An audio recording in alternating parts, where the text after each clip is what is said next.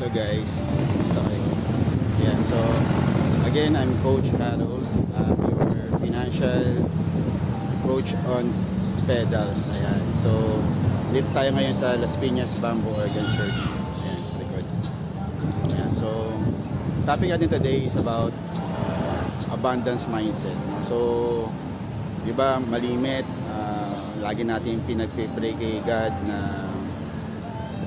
bigyan tayo ng mga financial blessings, di ba? So dapat meron tayong abundance mindset na we deserve, no, na ma-receive talaga yung mga financial blessings na binibigay ni God, no? So paano mo gagawin yun? Syempre pinagpipray natin, no, magkaroon tayo ng financial wisdom, no? So without financial wisdom, without yung financial literacy, sayang, no, yung mga binibigay sa atin na biyaya ni Lord. So tinatawag kasi yan, yung stewardship, di ba? So maganda na marunong tayo, no, sa pag-handle ng mga blessings na binibigay sa atin ni God, no? So maganda na may sinusundan tayong budget, no? So may formula, no, na sinusunod tayo, no, sa pagbabudget sa mga nare-receive nating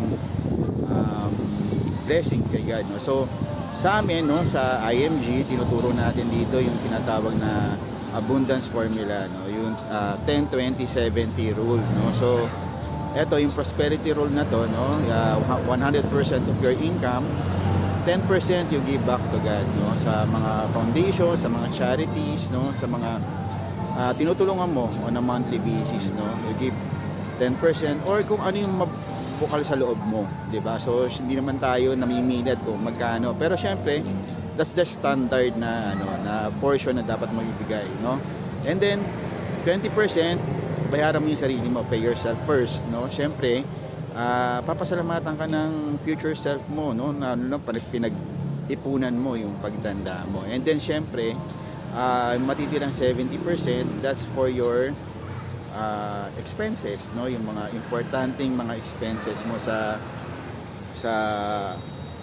daily, no, like yung bills to pay, no, yung mga debts, no, yan. So kasama yan diyan. So I hope may natutunan kayo ngayon sa natin, no, sa topic natin today. Again, I'm Coach Harold, I'm your financial coach on pedals. Ayan, so abangan niyo po ulit yung susunod kong vlog. Ayan, and God bless po sa lahat, no? Ingat po kayo lagi, ride safe.